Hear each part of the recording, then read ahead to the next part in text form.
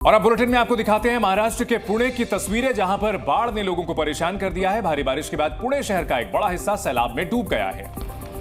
और ये तस्वीरें आप देखकर अंदाजा लगा सकते हैं कि बारिश लोगों पर किसी बड़ी मुसीबत की तरह टूट पड़ी है। जहां तक आपकी नजर जाएगी आपको सिर्फ सैलाब का मंजर ही दिखाई देगा। महाराष्ट्र, मध्य प्रदेश और गुजरात के कई इलाके जो भारी बारिश की वजह से मुश्किलों में घिरे हुए हैं, और महाराष्ट्र के पुणे की ये तस्वीर जहां कई इलाके पूरी तरह से जलमग्न नजर आ रहे हैं। लोगों के आशियाने जो निचले इलाकों में थे वो इस बाढ़ की चपेट में आकर के डूबे हुए हैं। कई लोगों के लिए बाढ़ जानलेवा भी साबित हुई है। महाराष्ट्र के अलग अलग इलाकों के लिए मौसम विभाग की तरफ से अलर्ट भी जारी किया गया है। ये पुणे के तस्वीरें आप देख रहे हैं, पुणे के कई इलाकों की ये तस्वीरें। हालात ऐसे हो गए हैं कि बाहर निकलना मुश्किल हो चुका है। ये ठाणे के अंदर अंडरपास की आप तस्वीरें देख रहे हैं जो कि पूरी तरीके से जलमग्न है, रास्ते को बंद कर दिया है। तो महाराष्ट्र के अलग अलग इलाके जो कि भारी बारिश और बाढ़ की मार झेल रहे हैं।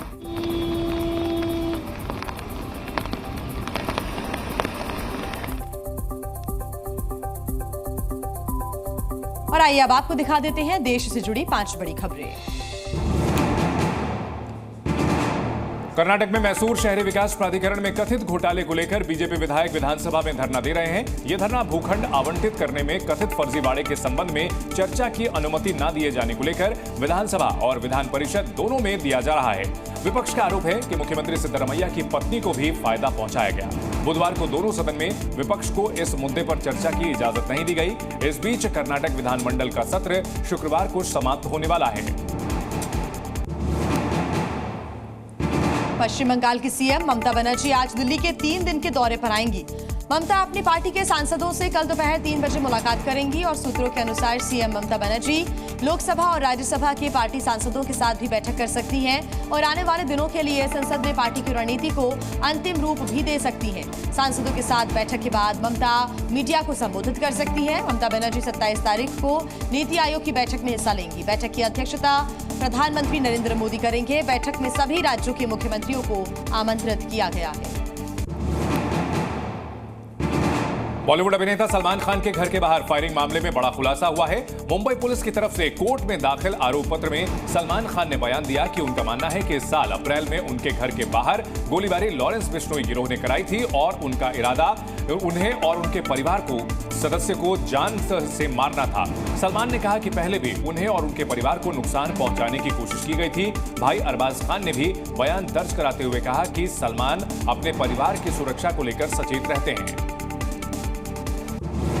राज्यसभा में बीजेपी सांसदों की संख्या बढ़कर 87 हो गई है। मनोनीत सांसद सतनाम सिंह संधू बीजेपी में शामिल हो गए हैं। बीजेपी में शामिल होने के बाद सतनाम सिंह बीजेपी अध्यक्ष जेपी नड्डा से मुलाकात करने पहुंचे। दल बदल विरोधी कानून के तहत मनोनीत सांसद राज्यसभा में मनोनीत के 6 महीने के भीतर किसी भी राजनीतिक दल में शामिल हो सकते हैं। संधू 30 जनवरी को मनोनीत हुए थे और इस तरह उनके पास किसी भी दल का सदस्य बनने के लिए 30 जुलाई तक का समय था। अमृतसर सीमा पर बीएसएफ ने एक पाकिस्तानी नागरिक को पकड़ा है। 23 जुलाई की सुबह अमृतसर जिले के सीमावर्ती इलाके में अंतर्राष्ट्रीय सीमा को पार करने की कोशिश में बीएसएफ जवानों ने उसे पकड़ा।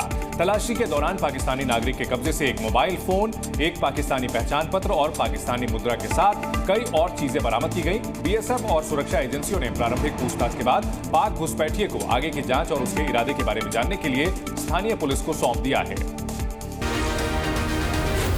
जी न्यूज़।